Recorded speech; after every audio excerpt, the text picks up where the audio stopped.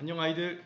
자, 오늘은 교과서 258쪽에 있는 6.25 전쟁 4-3-1 6.25 전쟁에 관련된 내용을 보도록 하겠습니다. 오랜만에 원격 수업을 하고 있는 것 같아요. 지금 우리가 그동안 계속 등교 수업을 하다가 이번 주만 지금 3학년 수능 시험 준비를 위해서 우리가 원격 수업을 하니까 오랜만에 하는 원격 수업 즐겁게 했으면 좋겠고요. 우선은 이제 좀 지우고, 창피하니까요. 안녕 아이들. 그럼 시작하겠습니다. 오늘 내용은 6.25 전쟁의 전후 경과, 결과 이런 내용들을 좀 보도록 할 건데요. 사실은 한국사에 있어서 가장 마음 아픈 사건, 동족 상잔의 비극을 보는 내용이 되겠죠. 우리가 잘 알고 있겠지만 어떠한 원인에 의해서 전쟁이 시작됐고, 특히 이제 시험과 관련해서는 경과가 잘 나와요.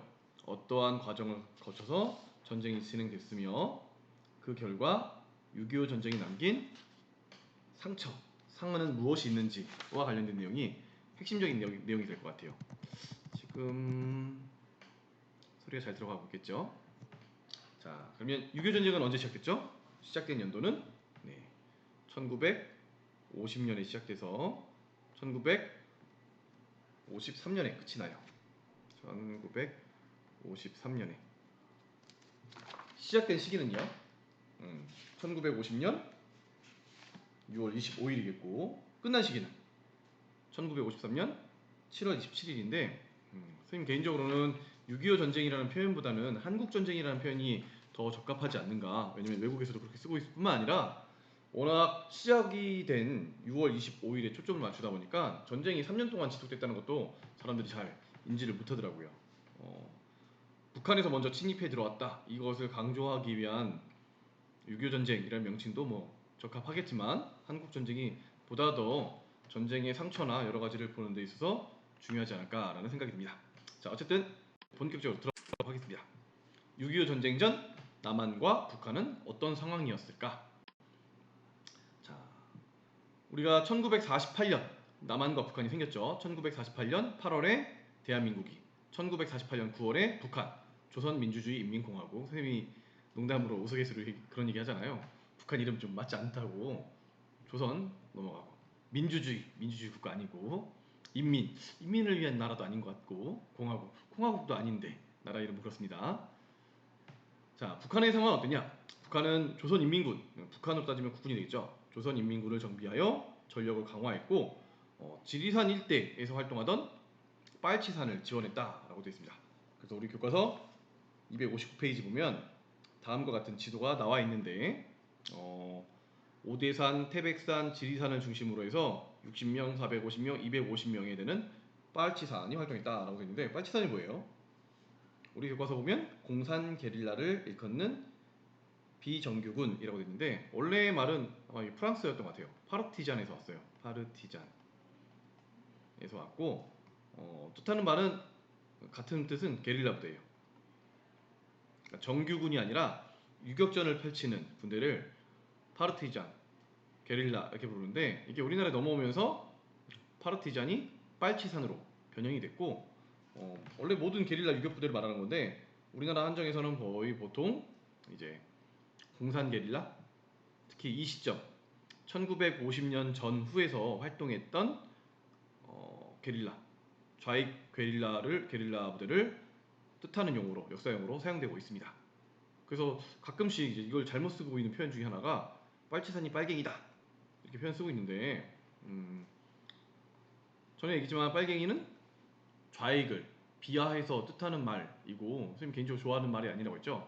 한국사 현대사에서 이 빨갱이라는 용어를 바탕으로 수많은 사람들이 피해를 받기 때문에 이런 용어 지금 냉전이 완화된 지가 언젠데 아직까지 쓰고 있는 것 자체가 말이 되지 않는다, 시대착오적이다 라고 생각되는데, 이것을 동일하게 받아들인 경우인데 그렇지 않다는 거예요. 빨치산은 파르티잔에서 왔고 유격부대를 뜻하는 말이다.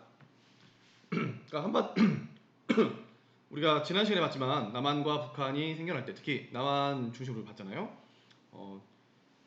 남한만의 단독정부 수립하려고 50총선거라 직전에 이에 반대하는 운동도 있었고, 대표적으로 김구, 김규식의 남북 협상이나 아니면 제주 4.3 사건으로부터 비롯된 여순 사건 같은 것들을 들 수 있었고, 이렇게 좌익과 우익이 혼재돼서 있기 때문에 모두가 다 새로운 정부를 환영하지는 않았을 수도 있다는 거죠. 뭐 이게 당연히 민주주의의 당연한 상황일 수 있고, 그들이 이제 정부군을 피해서 산에 들어가서 게릴라 부대로 활동했는데 마침 이게 북한과 뜻이 맞아서 활동을 했다는 거죠. 빨치산이라고 부르고. 남한의 상황 어떠냐? 남한은 이승만 정부가 일단 수립됐고, 이승만 정부 1948년 8월에 선언을 했죠.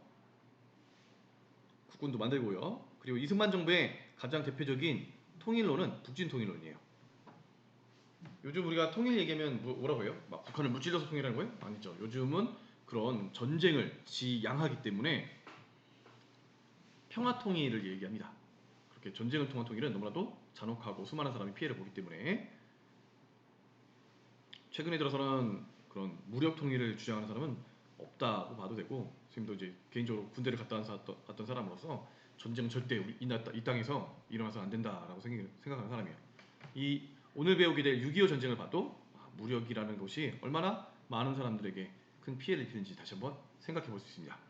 그 밖에 미 문정 시기부터 있었던 조선경비대를 모체로 해서 국군도 창설되면서 빨치산을 토벌하고 좌익 활동을 색출하기 위한 여러 가지 활동들이 지속되는 상황이었습니다. 점점 이제 남북한 정부가 수립된 이후에 서로에 대한 대립적인 모습이 나타나기 시작했다라고 볼 수 있고요. 그럼 6.25 전쟁이 일어나기 전에 상황이 어떠냐? 먼저 한반도 주변에서는 한반도에서 미군과 소련군이 각각 대한민국과 북한 정부가 수립되면서 철수를 하게 됐고요.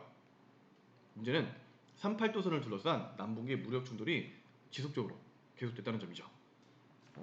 교과서에 있는 이 편은 남북한의 38도선에서 남북한 군대의 충돌 현황이라고 해서 1949년 1월부터 1950년 6월 전까지 지금 뭐 한 달에 100건이 넘는 정도의 무력 충돌이 있었을 정도로 지금 계속적인 충돌이 있고요.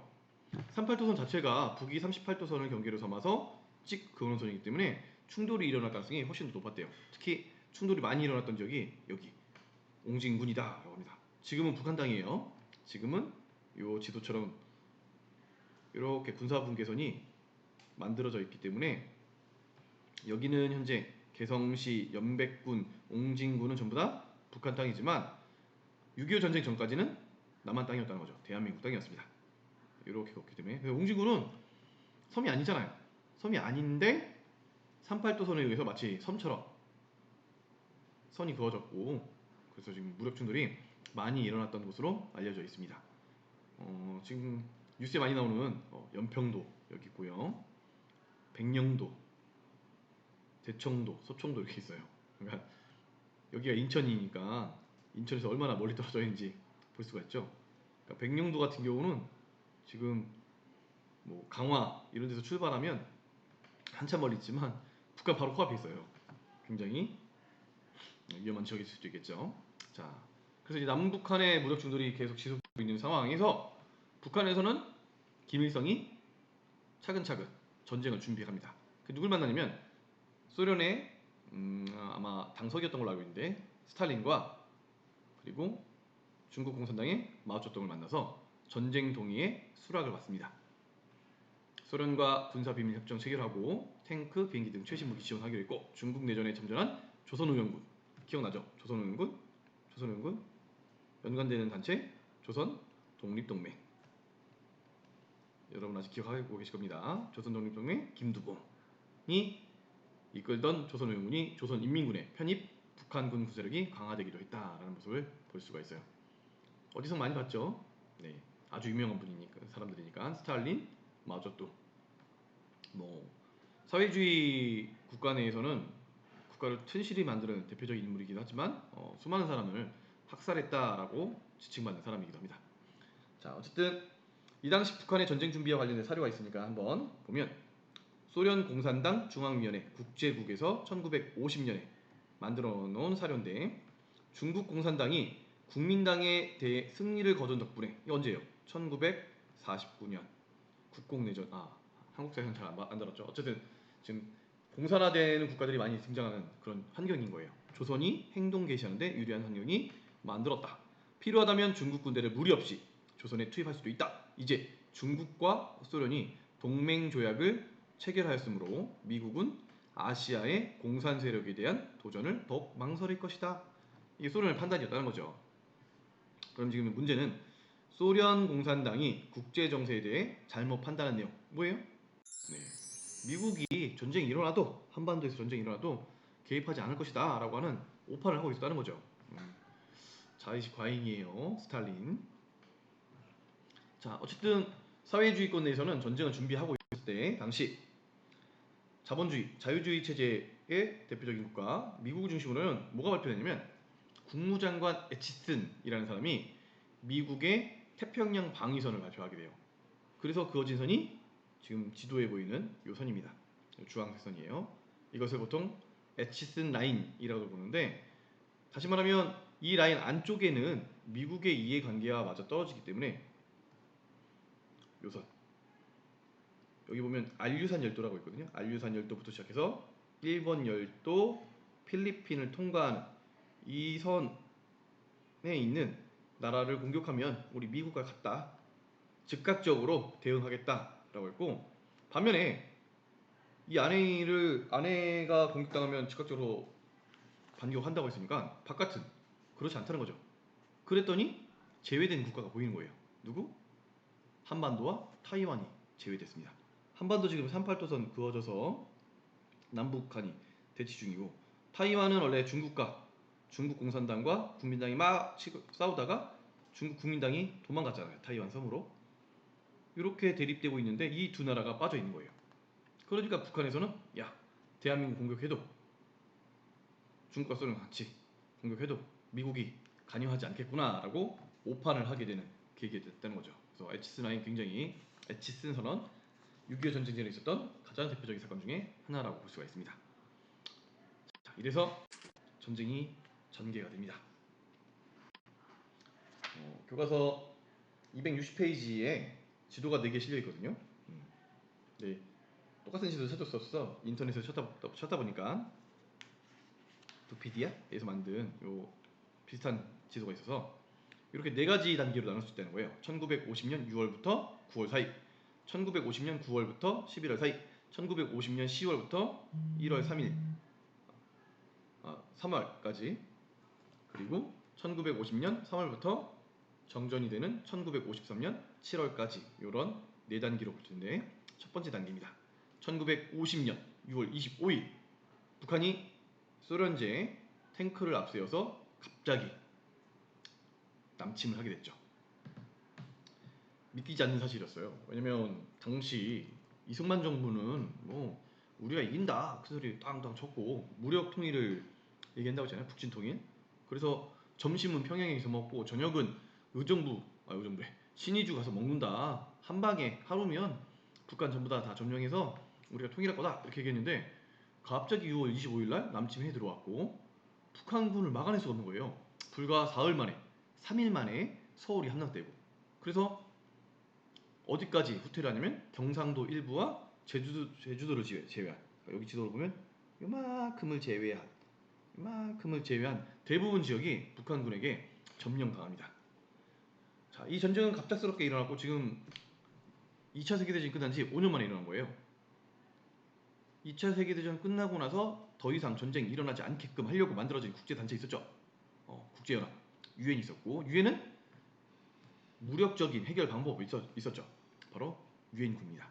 유엔은 북한의 행위가 침략 행위다, 물러나지 않으면 유엔군 파병하겠다라고 해서 결국 유엔군이 참전을 하게 됐고, 이 유엔군이 참전하면서 6.25 전쟁은 국내 내전이 아니라 국제전으로 확대가 됩니다. 기분 좋은 얘기는 아니지만 한국 세계에서 다른 나라들이 세계사를 배울 때 한국과 관련된 역사는 앞에 부분은 하나도 안 나와요. 다른 나라에서 배우는 세계사에 한국은 계속 나오지 않다가 딱 여기서 나옵니다. 좀 마음 아픈 일이죠. 세계에서 우리나라가 알려지게 된 가장 큰 사건 중에 하나가 요 한국전쟁, 코리안워라고 하는 사실입니다.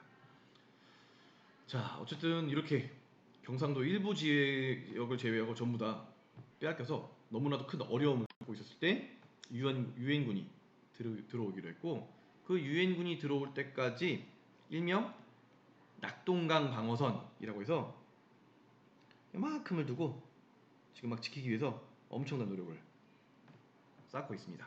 이와 관련된 영화들도 있어요. 뭐 예를 들면 포화 속으로 이런 영화들도 있고. 자, 그러다가 유엔군이 급작스러운 작전을 하나 펼치게 되죠.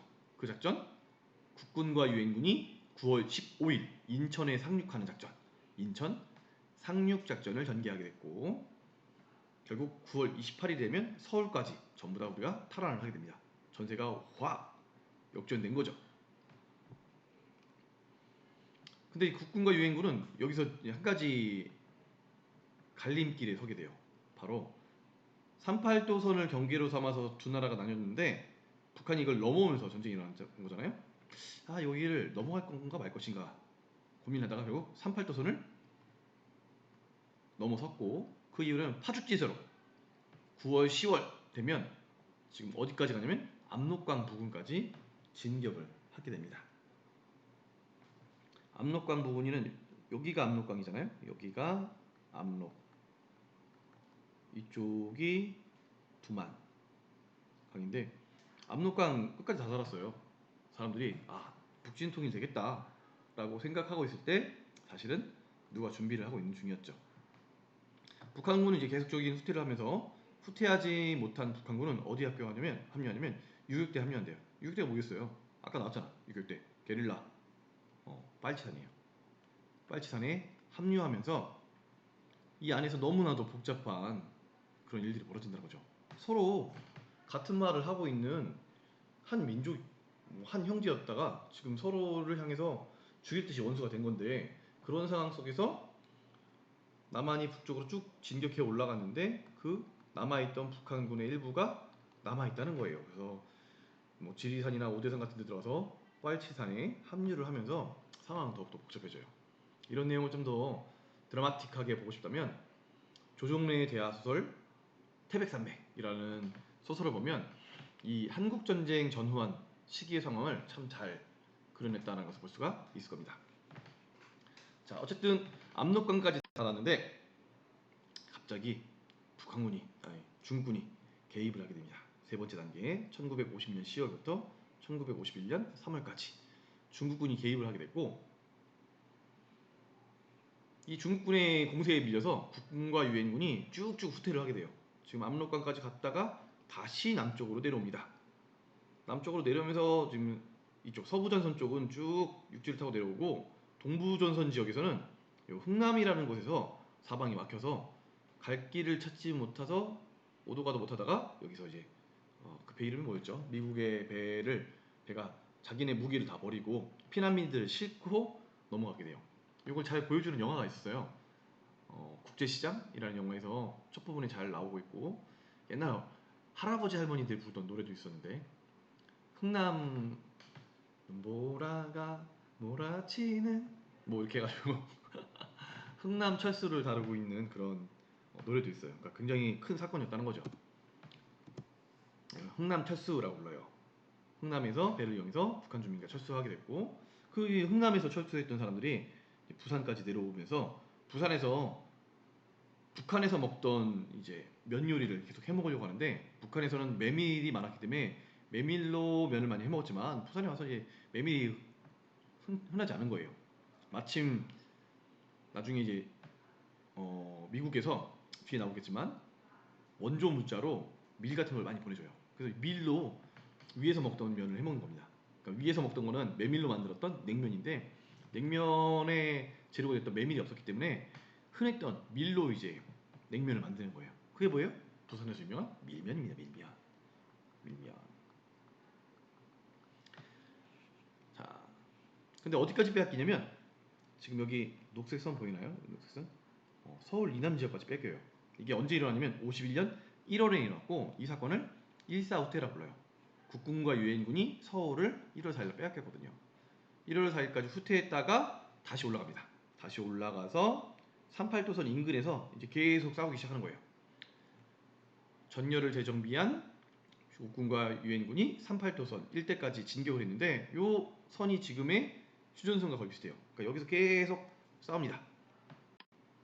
그리고 이제 마지막 단계. 지금의 38도선, 과거의 38도선과 흡사한 지금의 요 휴전선 인근에서 이제 싸우기 시작을 하는데, 이미 51년 되면서부터 더 이상 전쟁은 하기 어렵다는 판단이 들어요. 그래서 전쟁을 평화적으로 종결하기 위한 정전 협상이 시작됩니다. 2년이나 지속돼, 2년이나. 근데 전전 협상이 진행되는 동안에 치열한 고지쟁탈전이 전개되는데, 이게 무슨 말이냐면, 자 이제 전쟁 그만하는 거야 라고 딱 서명하는 날을 기점으로 삼아서, 서명에서 이제부터 정전이야 휴전이야 라고 하는 그 시대를 기점으로 삼아서 두 나라의 영토를 나누겠다는 거예요. 그래서 한 치라도, 한 뼘이라도 더 많은 땅을 점령하려고 하는데, 이제 전쟁이라고 하는 것은 보통 높은 지역, 고지를 점령하는 쪽이 유리하거든요. 그래서 고지를 점령하기에 돌격아 풀어 하면서 수많은 희생자들이 발생한다는 겁니다. 정말 좀 어떻게 보면 의미 없는 전쟁의 큰 피해자들이 너무나도 많이 발생하는 거예요. 그래서 너무 안타까운 거죠. 이러한 과정을 다루고 있는 영화가 고지전입니다. 앞서 지금 선생님이 이 영화를 좀 소개하려다가 원래 오프라인 수업하면 이 내용을 좀 보려고 했는데 못 보는데, 여러분이 한번 보세요. 태극기 휘날리며라고 하는 지금 1단계, 2단계, 3단계까지의 과정을 너무너무 잘 보여주는 영화고, 전쟁이 사람들을 어떻게 만드는 것인지, 얼마나 많은 상처를 만드는 것인지, 그리고 이념이 없던 사람도 이념을 생기게 만드는 것인지에 대해서 한번 생각해 볼 수 있고, 수많은 민간인 피해자도 한번 같이 볼 수 있습니다. 그런데 지금 마지막 단계인 요 단계, 고지 공반전을 잘 다루고 있는 영화가 고지전이에요.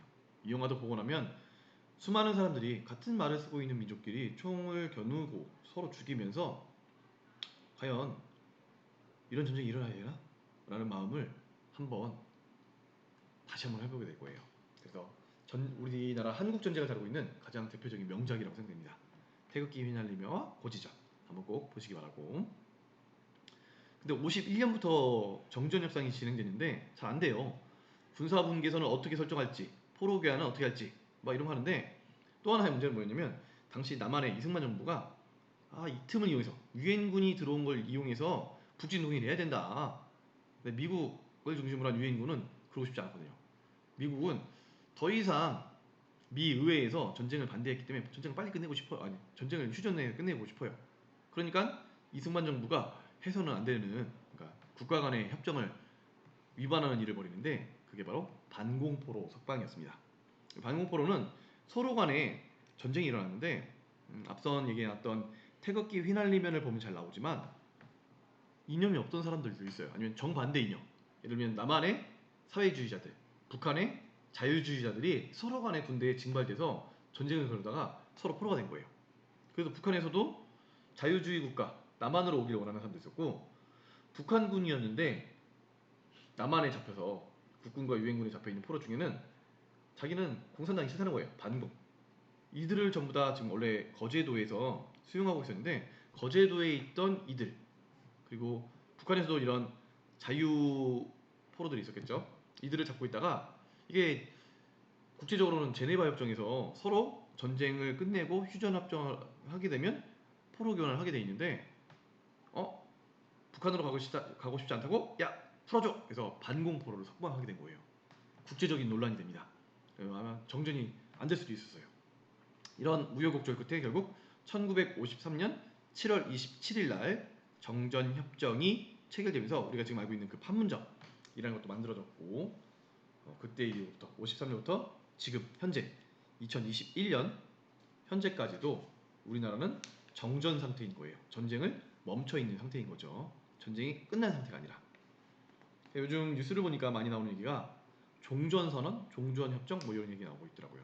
그러니까 6.25 전쟁이 아직 지속되는 상황인데, 이제는 더 이상 전쟁이 지속되는 상황이 아니라 전쟁을 끝내는 협정, 끝내는 선언을 하자는 것이 지금 한참 진행 중인 것 같은데, 선생님 개인적으로 잘 됐으면 좋겠습니다.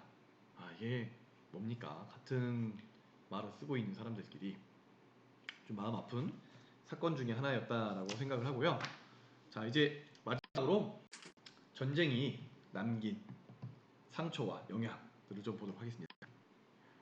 6.25 전쟁이 남긴 피해와 국제 질서에 끼친 영향. 자, 먼저 당연히 전쟁이었으니까 수많은 사람들이 죽었겠죠. 남북한 군인과 민간인 포함 수백 명의 군인과 민간인 사살자가 발생했다.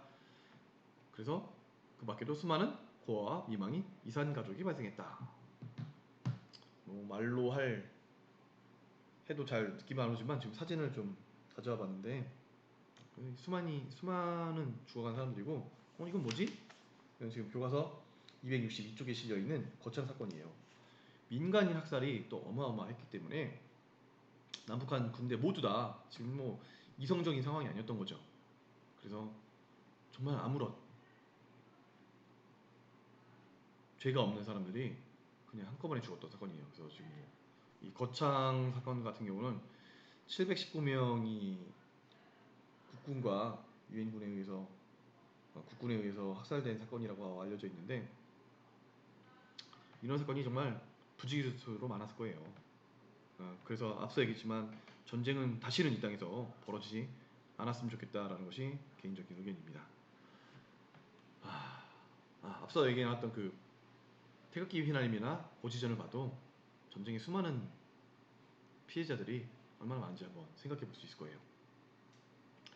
물적 피해도 대단해서 남한과 북한의 대다수 산업시설과 도로, 주택, 철도 대부분 파괴됐고 심각한 식량 및 주택 부족 현상들이 나타나게 됩니다. 뭐 말할 필요가 없죠. 전선이 저 남쪽 낙동강 방어선까지 갔다가 압록강까지 갔다가 왔다 갔다 했으니까 전쟁터가 아닌 곳이 없었던 거예요. 전 국토가 정말 물적인 피해를 어마어마하게 입었고 남아있는 기반 시설이 거의 없다라고 봐도 과언이 아닐 만큼 어마어마한 피해가 발생했던 거죠. 지금까지도 영향을 미치는 것은 이겁니다. 남북한의 고착화. 상호 간의 민간인 학살을 하면서 남북 서로 간의 불신과 증오의 감정이 심화됐고 지금의 분단 체제가 강화되는 데 있어서 유교 전쟁이 미친 영향이 굉장히 커요. 우리와 비슷한 시점에 분단된 나라가 있었거든요. 독일은 동독과 서독으로 각각 자유주의 진영과 사회주의 진영으로 강대국들에 의해서 선이 그어졌고 1990년대 91년이었나요? 동서독이 통일되게 되는데 그 통일된 이후에 지금 30년이 지났는데 한국은 통일은 고사하고 이제 뭐 통일되자는 얘기도 정말 시들하게 나오는 이유 중에 하나는 6.25 전쟁이 남긴 상처 그리고 그 이후로 남북한 정부가 모두 다 이 서로 간의 안 좋은 감정을 정치에 이용했기 때문에 지금까지도 분단 체제는 강화됐고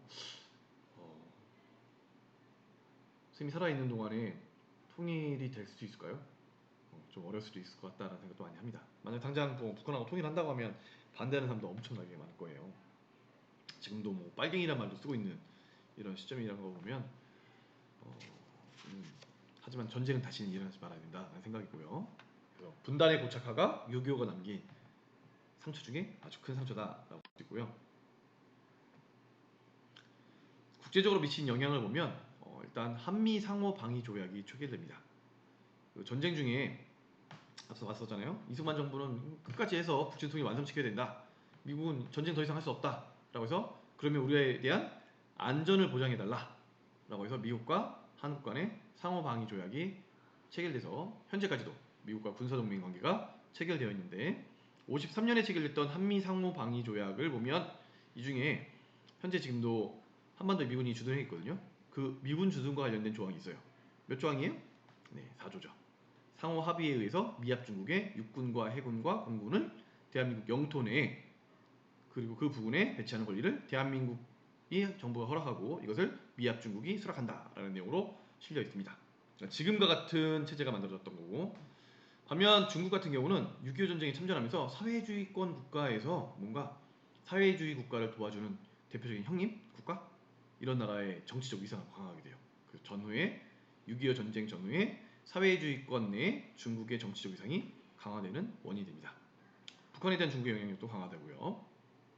또 한편으로 어떤 나라가 이 전쟁을 잘 이용했냐면 일본이에요. 일본은 1945년 패망 이후에 완전 절멸됐다가 동아시아사나 이런 걸 배우면 더 잘 배우겠지만 1951년 반공체제를 구축하기 위한 미국의 전략 수정에 따라 샌프란시스코 강화조약 이런 거 체결되고요.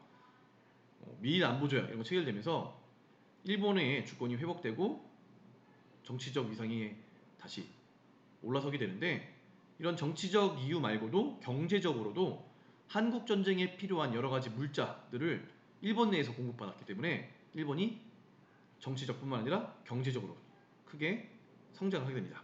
이거를 뭐 특수라고 하는데 특별 수요예요. 전쟁으로 인한 특별 수요가 생겨났고, 그 특별 수요 물자와 전쟁 물자와 무기가 필요했고, 이것을 일본에서 수출하면서 일본이 경제적으로 성장합니다.